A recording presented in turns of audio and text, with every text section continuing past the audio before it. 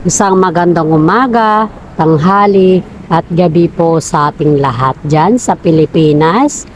Sa mga subscribers ko po na sumusuporta sa aking content, maraming salamat po sa mga parents po natin, mapananay, tatay, lola at lolo, kapatid, kuya, ay maraming salamat sa suporta na binibigay niyo po sa akin, sa aking content.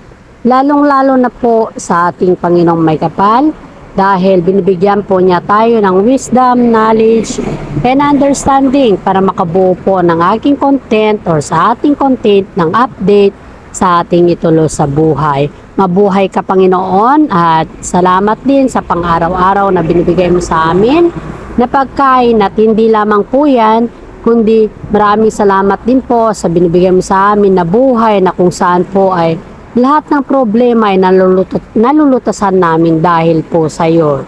Dahil nananalig po kami sa iyo at yan po ang aking dasal at pasasalamat po. God bless po sa ating lahat. Umpisahan na po natin ang update sa Kim Pao at iba pang showbiz update ganap po. Okay, alright. Umpisahan na po natin ang Kim Pao update at iba pang showbiz ganap. Ayon po sa aking legit na source po ay si Paolo Avellino po ay bumisita sa bahay nila Kim na kung saan po ay may birthday party po doon. Invited po kasi si Paolo Avellino sa lahat ng mga aktibidades sa bahay nila Kim na kung saan po ay hindi lamang po birthday, hindi may mga special na party po sa kanilang bahay na kung saan po ay mismo sa bahay nila Kim. Ayon po sa aking legit na source, ang nanay po ni Kim Chiu ay mismong nagpadala ng mensahe na or ng invitation para kay Paolo Avellino sa kabila po kasi ng napakagandang pagkatao ni Paolo Avellino or yung karakter niya ay yun po ay nirerespeto ng magulang ni Kim Chiu. Sa katunayan po ay nabighani po sila kay Paolo Avellino dahil sobrang bait pala nitong batang to. At napaka-proud din po ni Kim Chiu dahil po ang parents ni Kim Chiu mismo ang nag-imbita kay Paolo Avellino na dadalo po sa kanilang special na birthday celebration ng kanyang ate po. Tungayan po natin ang ibang kaganapan sa kabila po ng kasiyahan sa kanilang birthday ay spotted po sila Kim Chiu at saka si Paolo Avellino na very sweet po sa birthday na yun at marami pong mga netizen ang humanga at napakilig na naman ng Kim Pao dahil po sa dami ng kanilang project sa ngayon ay nagawa pa po nilang nagbanding kahit lang sa simpleng celebration ay spotted pa rin sila at very sweet po. Kaya nga po marami po mga netizen po ang nagsasabi na sana Kim Pao forever na lang para naman po maranasan ni Kim Chiu ang makipagrelasyon sa mga bagay-bagay na hindi pa naman niya naranasan sa kabila ng kanilang madaming ex at saka sa kabila din ng mga issue sa kanila po.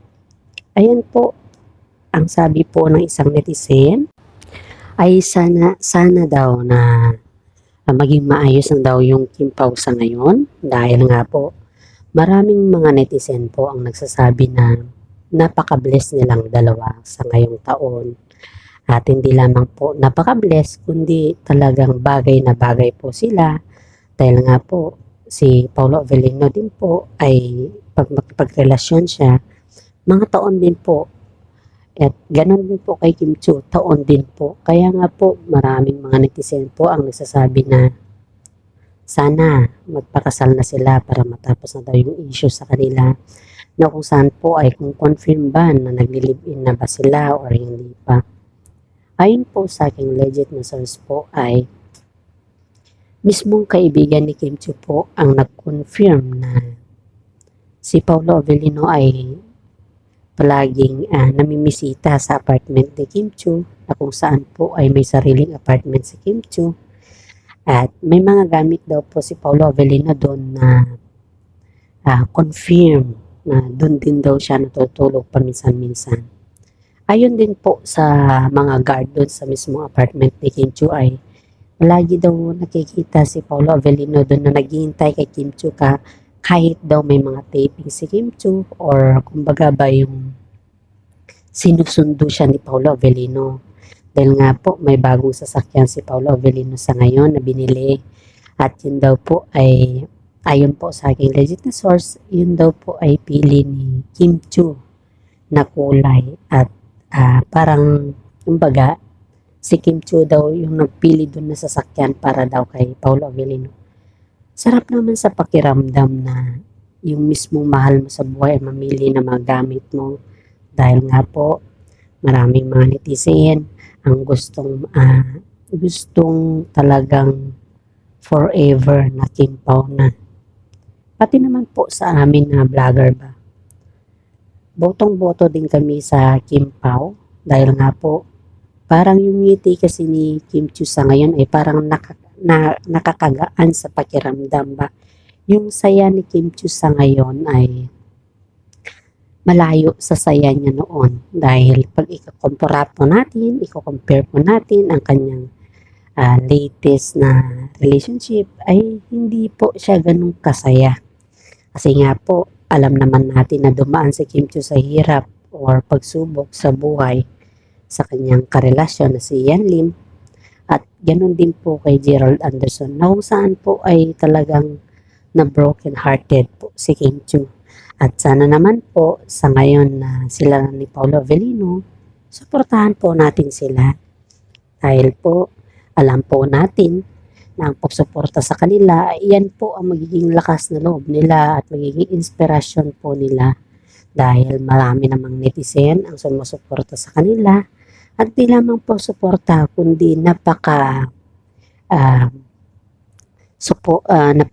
din yung mga netizen sa kanila dahil nga po sila kasi yung naging inspirasyon nila sa pang-araw-araw na buhay po nila. Ayon po sa aking legit na source po ay si Paolo Avellino pala ay may regalo kay Kim Chiu na kung saan ay hindi na po nila nilatag sa publiko dahil nga po ang sabi daw ni Paolo Avellino, huwag na lang natin ilatag sa publiko kasi nga sa dami ng mga bashers natin baka mababas pa yung regalo ko at sabihin na galing na naman sa iba pa at may intensyon na kung ano-ano na naman. Kaya inisip po ng mga publiko na mahiyain talaga si Paolo Avellino pagdating sa mga regalo dahil ayaw niya talagang isa publiko lahat yung mga gifts niya din kay Kim Chiu. And at the same time po, ganun din po si Kim Chiu sa kanya. Ayaw din po ilatag ni Kim Chiu sa publiko yung mga binibigay din po niya kay Paolo Avellino dahil nga po alam naman natin ang Sokmed may mga mas marami po yung negatibo kasi sa Sokmed kumpara sa mga magagandang ginawa po nila. May mga netizen po na nag-comment sa isang post ko na Pao, sana pagpatuloy mo lang po ang ginagawa mo kay Kim Chiu dahil barang araw kung talagang kayo ni Kim Chiu ay susuporta kami hanggang sa dulo ng walang hanggan. Yan po yung sabi ng isang netizen sa isang comment nung saan po ay very positive po siya. At hinahangaan ko din po ang mga netizen po na nagsasabi ng mga positive comment sa aking content dahil po yan din po ang nagbibigay sa akin ng lakas na loob para pagpatuloy ko po ang pag-content sa Kim Pao Update. Maraming salamat sa mga positibong comment nyo sa aking content dahil po binibigyan nyo po ako ng lakas na loob at ilang po lakas na loob at magkaroon po ako ng maraming content sa Kim Pao. Kaya nga po para sa akin, i-comment nyo lang po kung ano yung comment nyo ng mga positibo para gawan po natin ng content at i-update ko po kayo palagi sa inyong pang-araw-araw. Yun po yung aking masasabi sa mga aking mga viewers at saka aking mga sumusuporta din po sa aking content. Ang akin lang po, wag lang po tayo mag-comment ng negatibo dahil po hindi po natin ikakasaya or ikakabuti ang pag-comment po ng negatibo. Ang comment po ng negatibo ay malaking impact po yan sa mga Kim Pao na ating sinusuportahan. Dapat po sa atin ay palaging positive para sa ganun maging positive po ang lahat ng ating ginagawa at wala pong negative dahil ang negatibo po ay pangit po yan sa ating pang-araw-araw po. Advice ko lang po yan kung sakaling makinig po kayo sa aking advice pero pag hindi naman po, it's up to you po kung ano man yung sarili nyong opinion, okay lang po, you're free. Free po yan ang magsabi po ng opinion. Wag lang naman po yung talagang nakakasakit na. Please lang po, okay? Kasi pag binabas niyo po kasi ang Kim Pao ay parang nyo na din po binabas ako at ang aking mga magulang.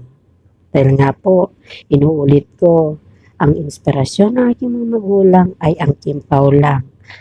Kim Pao lang po ang nagbibigay ng saya, tuwa, at yung saya kasi ng isang magulang pag nakikita mo yan, para sa akin bilang isang anak ba, yung saya kasi ng isang magulang pag nakikita mo yan na hindi mo kayang maibigay na anak ba at saka nakikita mo lang sa sokbed lang siya na masaya na siya kahit sa mga idolo niya, okay na yun, masaya na rin po ako. Kaya konting respeto lang po, please.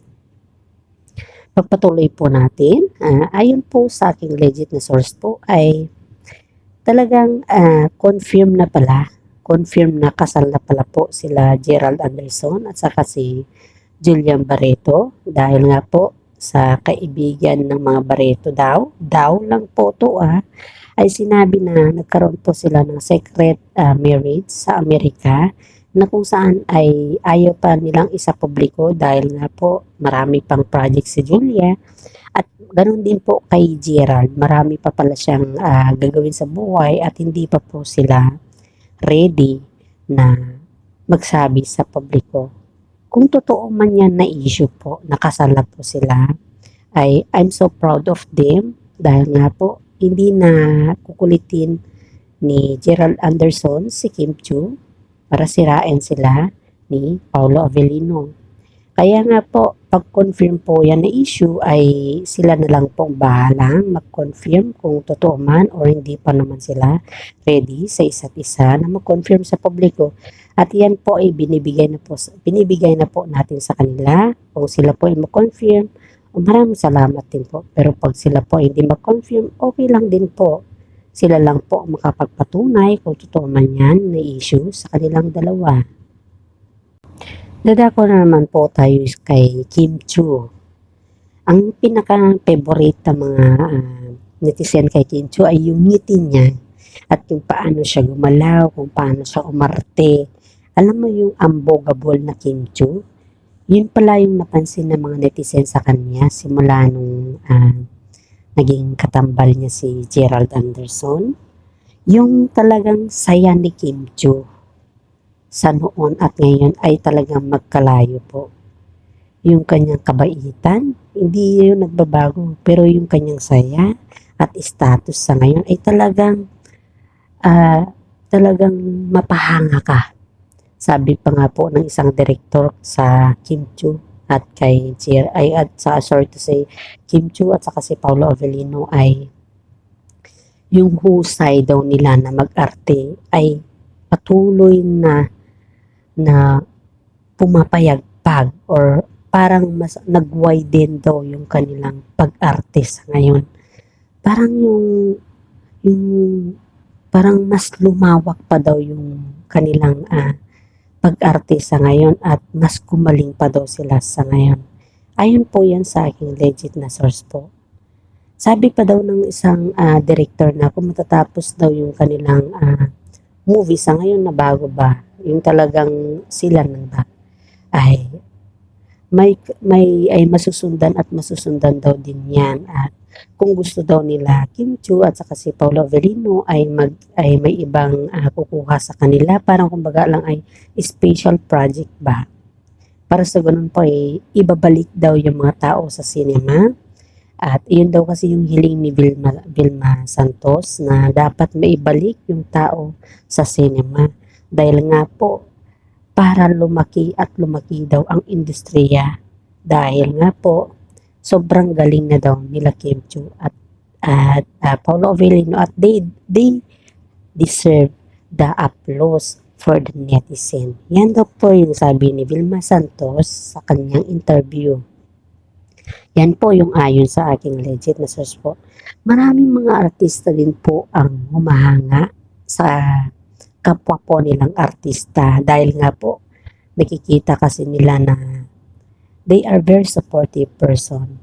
Alam mo yung artista na humahanga kila Paulo Avellino at saka si Kim Chu ay si si Piolo Pascual. Isipin mo yung pinaka mahusay sa lahat ng larangan ng industriya sa lalaki, si Paulo Avellino humanga sa Kim Pao.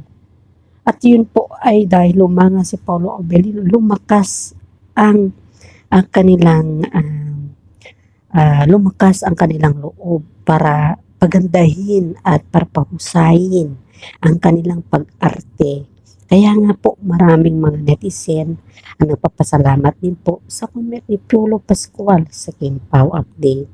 Ayan po, kaya nga po, pati nga po kami na vlogger ay humanga talaga, sobrang hanga.